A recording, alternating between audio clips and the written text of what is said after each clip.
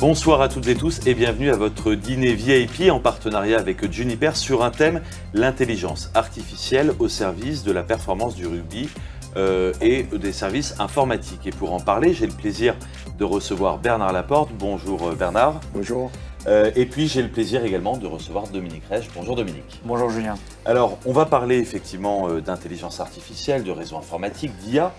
Qui va être le socle commun de cette interview qui va durer une vingtaine de minutes, pratiquement 30, pour rappeler aussi l'alliance finalement entre l'IA et le monde du rugby, ainsi que des réseaux informatiques. On parle là d'une vraie révolution qu'a connue le rugby, que connaît et qu'a connu également les réseaux informatiques. L'IA déployée dans le domaine du rugby, elle améliore bien la performance des joueurs, on va y revenir. Simultanément, dans les réseaux informatiques, elle va renforcer la sécurité, automatiser la gestion des performances également et anticiper les besoins en bande passante. Grand sujet, notamment chez Juniper. Et puis, cette convergence va offrir un potentiel immense pour l'organisation des stratégies sportives et la sophistication, bien sûr, des infrastructures technologiques. Dominique, vous êtes donc le directeur commercial de Juniper. Est-ce que vous pouvez d'abord nous présenter peut-être en quelques mots Juniper?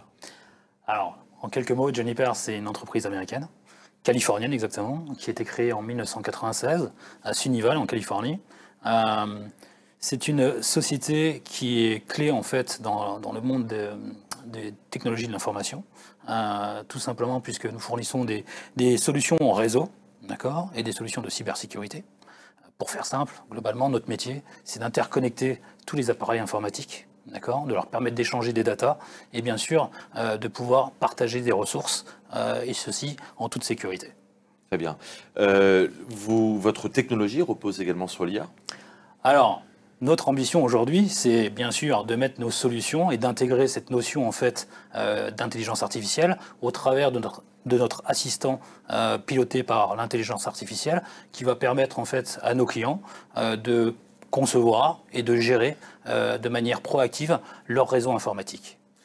Bernard, je le disais, donc on a le plaisir de vous recevoir ce soir. Vous êtes ancien président de la Fédération de rugby, sélectionneur du 15 de France également, ancien secrétaire d'État au sport. Vous avez une expérience du collectif, forcément, dans le rugby. Qu'est-ce qui va garantir finalement la bonne communication dans le collectif? Parce que c'est de ça dont on parle finalement quand on va interconnecter différents services. Comment on arrive à faire preuve de prévenance pour garantir la bonne communication dans une équipe? Moi, je mets beaucoup l'accent sur le côté humain, déjà, dans la communication. Ouais. Ça, c'est la première des choses. Un entraîneur, il est là pour créer une unité, défendre le même maillot, avoir un objectif commun, et chacun avec un rôle bien précis, notamment dans une équipe de rugby, qui est le seul sport qui offre autant de diversité de postes. On dit souvent qu'il y a des avants, il y a des trois quarts, mais même à l'intérieur de ces postes-là, il y a des différences. Un pilier droit, c'est pas une seconde ligne, c'est pas le même poste. Il y en a qui doit être très fort sur la mêlée, le second ligne aussi, il y en a qui doit sauter. Fait, encore une fois, chacun a son rôle pour faire en sorte que l'objectif de gagner soit rempli. Donc la communication, elle est très très importante. Pourquoi? Parce qu'effectivement, moi j'ai une expérience assez marrante quand je suis arrivé à Toulon, quand j'ai entraîné le club de Toulon, et j'avais des étrangers, des Sud-Africains, des Néo-Zélandais, etc., etc. Et moi, je faisais toujours un débriefing collectif. Et je prenais, à part des fois, individuellement, bien sûr. Je disais, là, ça va pas, regarde, etc., etc. Et eux, ils n'étaient pas du tout habitués à ça. Eux, ils étaient habitués à du one-to-one, un contre un, le coach qui lui parle, qui lui montre la vidéo, etc., mais jamais devant les autres. Ça durait un mois. Pendant un mois, ils acceptaient. Pour eux, c'était dur. Mais après, ils avaient compris.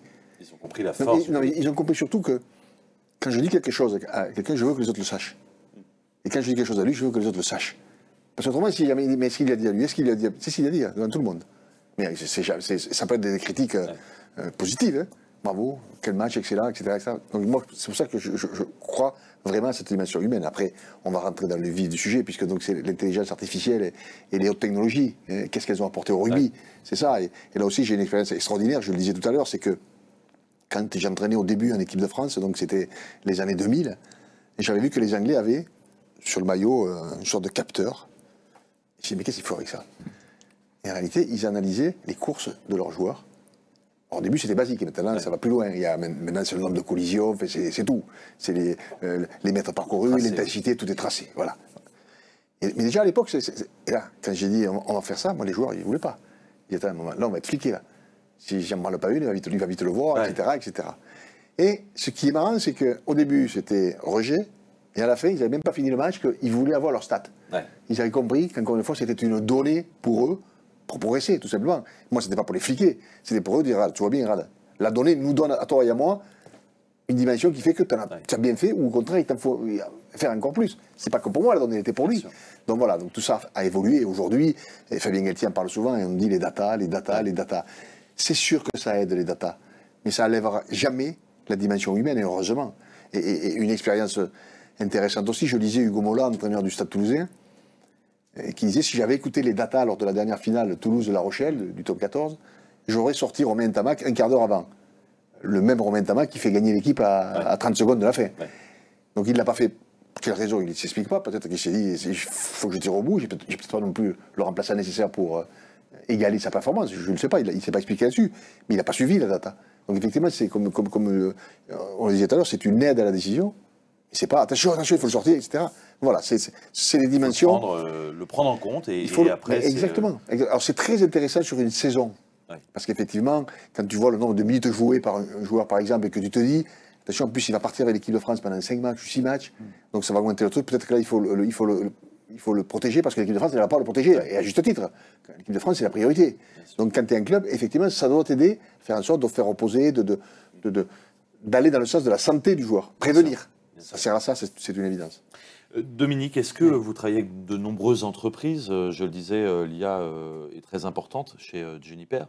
Est-ce que vous remarquez parfois plutôt une défiance vis-à-vis de l'IA, vis-à-vis de l'utilisation de la data, ou est-ce que on est plutôt même à l'opposé, c'est-à-dire que les managers vont vous demander des choses absolument hors normes grâce à l'IA?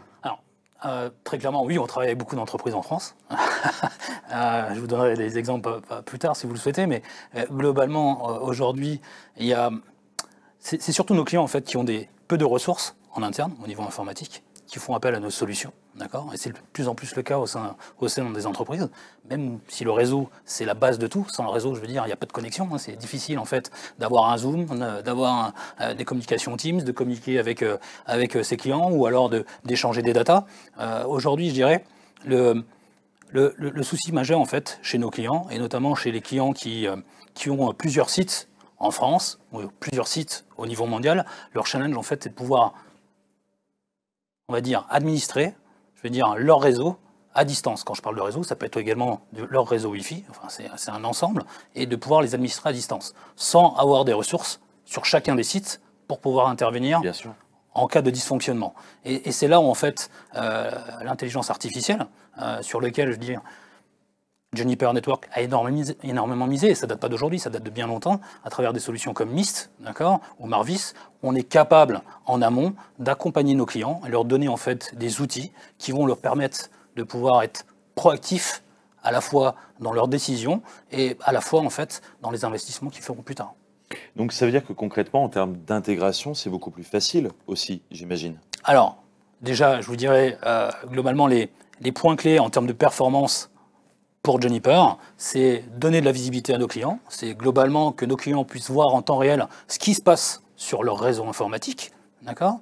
C'est la proactivité, donc permettre à nos clients globalement de pouvoir anticiper les choses et de manière proactive pouvoir apporter des solutions, je veux dire quand il y a un dysfonctionnement. C'est également la notion, on va dire, d'automatisation. Quand je parle d'automatisation, bien sûr, c'est pouvoir permettre à nos clients, sans avoir l'intervention, on va dire, humaine, d'automatiser tout ce qui est opération.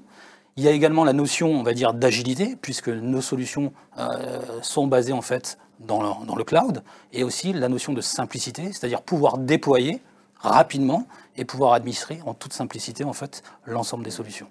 Bernard Laporte, pour revenir sur l'utilisation de la data, de l'IA dans le monde du rugby, comment ça va impacter la performance du collectif? Finalement, on comprend assez naturellement sur l'individu, quand on sait à quelle vitesse on a sprinté, toutes les données qu'on peut avoir sur un match, mais sur le collectif, comment ça va jouer? Le collectif, ce n'est que l'assemblage, ou j'ai envie de dire, de toutes les dimensions individuelles.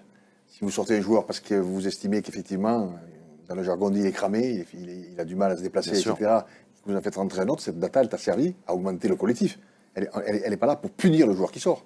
Elle est là pour dire, bon, il est en train de baisser physiquement, donc on en fait rentrer un autre, et donc ça donne plus de force au collectif. C'est en ce sens. au collectif lui-même, ça va pas donner, ça peut pas donner comment dirais-je, de données scientifiques. On peut pas mesurer, on s'en fout. On va pas dire, alors les 3 quarts, ils ont couru 1 plus 1 plus 1. Ce qui est important, c'est chacun, bien connaître les données de chacun, et faire en sorte que quand ça va pas, on en fait rentrer un pour, encore une fois, faire en sorte que le collectif soit au plus haut niveau. Donc c'est plus dans ce sens que c'est l'addition finalement des talents. C'est l'addition, effectivement. On est sur l'humain, là. On est sur l'individu, et encore une fois, c'est pas une punition. L'intérêt du collectif, c'est que tout le monde soit à 8 sur 10. Dès qu'il y en a un qui décroche et qui est à 6, il faut en faire rentrer un pour repasser à 8. C'est aussi simple que ça. Et encore une fois, c'est pas une punition. Avant, moi j'ai connu le rugby, quand tu sortais, c'était une punition. Parce que l'entraîneur, il n'avait aucune donnée. Il te faisait sortir parce qu'il estimait que ça allait plus. Et donc, on le prenait souvent pour une punition. À tort, souvent. Oui, bien sûr. Aujourd'hui, le mec, il peut t'expliquer, regarde la data, il y a eu ça, il y a eu ça, il y a eu ça, il y a eu ça. Toi, le nombre de collisions qui fait que tu as fait tellement de plaquages, tellement de collisions que maintenant tu es un peu cramé à la fin, mais c'est tout à ton honneur. Ce que tu as fait en 60 minutes, peu de personnes le font, donc on te sort pour en faire rentrer que 20 minutes, mais j'espère qu'il va être au même niveau que toi en termes d'intensité. Alors justement, est-ce qu'il y a d'autres cas concrets qu'on peut citer aussi dans le monde du rugby sur l'utilisation de la data et de l'IA? Parce que l'IA aussi, là on parle beaucoup de data, mais l'IA elle est aussi utilisée pour finalement aller prédire aussi ce que peuvent donner des joueurs ou une équipe. Oui, on en est qu'au balbutiement. Ouais. On n'est pas encore complètement rentré là-dedans. On en parle. Moi, j'ai vu travailler l'équipe de France, puisque je suis parti avec eux il y a 2 ans, pendant 3 semaines en Australie. On n'est pas là-dedans encore. Hein. Ça va venir, mais on n'est pas encore totalement là-dedans. Est-ce que aujourd'hui, sur la prévenance pour les joueurs, est-ce que ça joue au niveau de la santé, notamment? Mais c'est primordial. Comment l'IA s'intègre là-dedans? Mais c'est primordial. Et je crois qu'encore une fois, je le disais tout à l'heure, on a des données depuis le début de la saison. Tel joueur, il a joué tant de minutes, il a fait tant de collisions, il a eu l'intensité, le temps, etc., etc. Attention, est-ce qu'on n'est pas au point de rupture pour une blessure éventuelle, etc. Est-ce qu'il ne faut pas le reposer, justement? On a des données, il faut s'en servir. Mais les données, elles ne sont, comment dirais-je, elles ne sont pas décisionnaires. Elles t'aident à prendre la décision. Et puis, il y a des fois où tu vas dire, oui, c'est vrai, je devrais le faire reposer, mais je ne peux pas. Parce que les 2 qui peuvent le remplacer sont blessés, ou etc., etc. Et donc, je vais tirer sur la corde en espérant que ça tienne. Donc, c'est heureusement que tout n'est pas écrit, autrement, on resterait à la maison et on dirait, toi, à la 55e, tu sors, toi, tu rentres à la 42e. Heureusement que ça n'existe pas et que la dimension humaine est encore primordiale. Dominique, comment l'IA est utilisée de façon très concrète? Et puis j'aimerais bien qu'on puisse citer aussi des exemples dans la performance des réseaux informatiques aujourd'hui chez Juniper. Si je devais vous citer un premier exemple, je vous parlerais du monde hospitalier. Oui. Il y a des enjeux qui sont juste fabuleux aujourd'hui. Le personnel hospitalier, je dirais, ça devient une denrée rare en France, il faut le savoir, et je pense dans de nombreux pays aussi. On a un client, l'hôpital Wallerstein, qui est dans le sud-ouest de la France. Ils avaient des enjeux vraiment colossaux, notamment pouvoir fournir un service en termes de Wi-Fi de manière optimisée et continue pour assurer une qualité de service juste optimale. Et aussi problématique en termes de ressources, je veux dire, dédiées au réseau. Ils ont décidé d'investir dans nos solutions. Pourquoi? Tout simplement parce que il y a quelque chose d'important dans le monde médical, c'est le dossier patient. Hein. C'est le dossier qui, quand vous allez à l'hôpital, vous suit, je veux dire, tout le long de votre vie. Il s'avérait que dans cet hôpital, et dans d'autres encore, ça existe aujourd'hui, je peux vous le dire, parce que ma fille est en fac de médecine, ça existe encore aujourd'hui. C'est-à-dire qu'on auscultait le patient, on prenait les données, on les écrivait, et alors on allait faire de la ressaisie derrière. Donc, vous savez, vous imaginez juste ce que peut engendrer parfois une ressaisie. S'il y a un moment d'inattention, ça peut juste être catastrophique, quoi. Et grâce à nos solutions, grâce à la qualité du service fourni au niveau des Wi-Fi, ils ont décidé d'investir en fait dans des outils et des clients, on va dire, de type tablette, où en fait, quand ils allaient voir les patients, ils pouvaient renseigner en fait les données en temps réel. Et les données en fait étaient synchronisées directement avec les bases de données, ce qui permettait d'avoir une qualité de la donnée optimisée, mais aussi un suivi continu de la donnée. Et grâce à cette solution, ils ont énormément progressé en termes de qualité de service, mais également ça leur a permis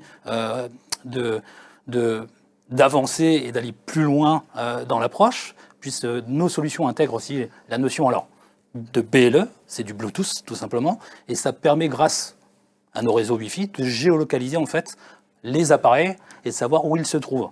Je vous donne juste des exemples. Ça peut être des défibrillateurs, ça peut être des bouteilles d'oxygène, ça peut être des pousse-seringues, ça peut être des brancards, mais dans des moments, je vais dire, de rush ou je vais dire de pression, c'est difficile de savoir où se trouve le matériel. Et grâce à ça, en temps réel, ils sont en mesure d'identifier et de savoir où se trouve le matériel. Et bien sûr, je vais dire, d'intervenir de manière efficace et rapide. Et ça, bien sûr, ça permet de sauver des vies. Quand on parle de réseau, on parle aussi fatalement de cybersécurité, de gestion du risque. Bien sûr. Comment vous intégrez cette notion dans la gestion des réseaux? Alors, la notion de sécurité, je veux dire, chez nous, je vais dire, elle est vraiment au cœur du réseau. Je veux dire, il y a plusieurs façons de l'approcher, mais la seule condition aujourd'hui pour nous, c'est d'assurer nos clients que tout est mis en œuvre, justement, pour pouvoir échanger ces données, pour pouvoir partager ces ressources en toute sécurité, tout simplement. Bernard, comment on anticipe le risque? On l'a vu, la Coupe du Monde s'est achevée il y a quelques temps. Quand on attaque des grandes compétitions sportives comme celle-ci, j'imagine qu'on essaye de prévenir le risque, d'anticiper les choses. Comment finalement, si on prend l'exemple de la Coupe du Monde, comment on part sur une Coupe du Monde en connaissant les risques et en les acceptant aussi? Effectivement, quand on part sur une Coupe du Monde, d'abord c'est un travail de 4 ans. On parlait tout à l'heure en fonction des données, de faire attention que à cet instant précis, c'est-à-dire la Coupe du Monde, le joueur soit au maximum. Fabien Galtier avait pris pour habitude de dire il y a 30 joueurs potentiels qui peuvent faire la Coupe du Monde dans 4 ans, dans 3 ans, dans 2 ans, ça se rapprochait. Lui, il disait pas de tournée d'été. Quand vous partez en Nouvelle-Zélande, en Argentine, en Australie, lui, il laissait ces joueurs-là au repos. Encore une fois, c'est pour moi très important. Pourquoi? Parce que s'il les avait amenés, c'est du temps de jeu en plus, c'est des risques de blessure en plus, etc. Cumulé, qui fait que quand tu arrives 4 ans après, là, les mecs, ils sont cramés. Ouais. C'est le cas de le dire. Ils ont trop joué. Donc lui, il gérait ça en fonction de ses données. Mais il faut le faire avec les données de club aussi. Bien sûr. Lui, il n'a pas les données de club. Il les a, mais je veux dire, les clubs les transmettent, bien sûr. Mais donc, il faut analyser tout ça. Ce que fait le joueur durant 1 an, durant 2 ans, durant 3 ans, durant 4 ans. Voilà.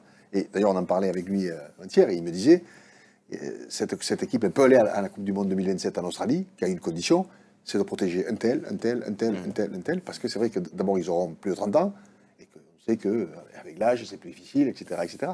Donc ça aide à ça. Ouais. Et ce qui m'a plu tout à l'heure, quand tu disais les images en simultané, en instantané, nous, on a ça aussi aujourd'hui, qu'on n'avait pas. Moi, quand j'entraînais, le lundi, je leur disais, regarde, je t'avais dit en touche, regarde l'erreur, etc. Mais c'était lundi, c'était trop tard. Là, ils arrivent à la mi-temps, hop, ils sortent les images, 3 touches, 2 actions, etc. Ils montrent et en temps réel, le joueur voit effectivement la chose, qu'il peut rectifier en deuxième mi-temps. Donc ça c'est des données qui sont extraordinaires, qu'on n'avait pas, encore une fois, à mon époque. Dominique, c'est important aussi pour vous de finalement permettre d'anticiper pour les managers ce risque-là, quel qu'il soit finalement, que ce soit de la cybersécurité, de la surcharge sur le réseau? Alors encore une fois, le rôle premier de l'intelligence artificielle, et si je prends la définition qui est donnée par ChatGPT, c'est la capacité d'un programme informatique, globalement, à reproduire des tâches qui normalement devaient être assurées par des êtres humains. C'est ça, l'intelligence artificielle. Donc l'ambition bien sûr, c'est un support, c'est un facilitateur, c'est une aide à la décision. L'ambition pour les managers, c'est de pouvoir avoir des informations et des datas, comme vous l'avez en fait dans le monde du rugby, en temps réel, et de pouvoir les analyser et de pouvoir prendre des décisions. Très bien. Bernard, sur la contribution de l'IA pour les entraînements, pour également les stratégies de jeu, là aussi, est-ce que finalement on en est, à quel stade on en est? Est-ce qu'on est juste sur l'utilisation de la data et puis le sélectionneur va l'utiliser, comme on le citait tout à l'heure, pour dire voilà comment on devrait jouer ce match-là? Ou est-ce qu'aujourd'hui, il y a déjà des recommandations de l'IA?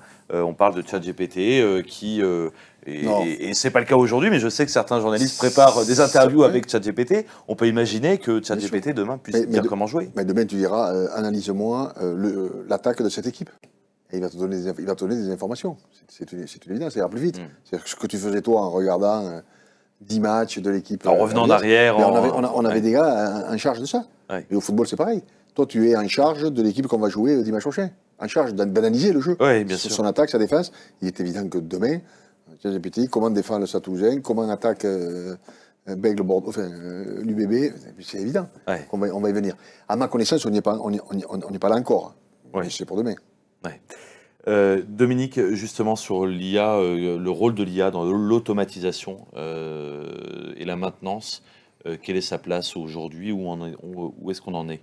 Alors, dans l'automatisation, encore, hein, quand on parle d'automatisation, c'est la capacité à, comment dire, à automatiser des opérations. Et toutes les entreprises ont des challenges sur le sujet. Je vais vous donner un exemple. On a un de nos clients qui est connu mondialement, qui s'appelle ServiceNow, qui est en fait une plateforme de services en fait, dans le cloud. Et ce client avait, il a 17 000 salariés au niveau mondial, et tous les mois, par rapport à leur réseau Wi-Fi, ils avaient en fait des incidents. Ils avaient plus de 200 tickets d'incidents en fait mensuels. Ils ont décidé en fait également d'investir dans une solution. Ils ont étudié notre solution, bien sûr, ils ont testé nos solutions, et de par la suite, je veux dire, grâce à ce qu'ils ont mis en place, grâce à la notion de machine learning aussi. On apprend en fait ce qui se passe sur le réseau du client. La notion d'automatisation est née, et je dirais que grâce à ce service-là, ils sont passés de 200 tickets incidents mensuels à 2 par mois. Donc globalement, ça permet quoi? Ça permet justement aux équipes... Et très concrètement, alors c'était quoi le cas d'usage? Qu'est-ce qui a été analysé pour passer finalement de 200 à... Ah bah tout simplement parce que à travers nos solutions et notamment à travers notre assistant piloté par l'intelligence artificielle, on a été capable d'identifier là où il y avait des dysfonctionnements, et tout simplement, ça a permis en fait de prendre des décisions et justement de ne pas impacter en fait les utilisateurs du réseau en fait de ServiceNow, tout simplement. Bernard, sur l'utilisation de la data, de l'IA, toujours, est-ce que ça va permettre aussi, peut-être, on citait là des points faibles dans une organisation, de pointer du doigt les points faibles? Et là, on a aussi tout l'aspect de la communication, de la gestion de l'humain, parce que j'imagine que pour un sportif de haut niveau, c'est pas évident de voir ses points faibles en face. Comment on gère ça?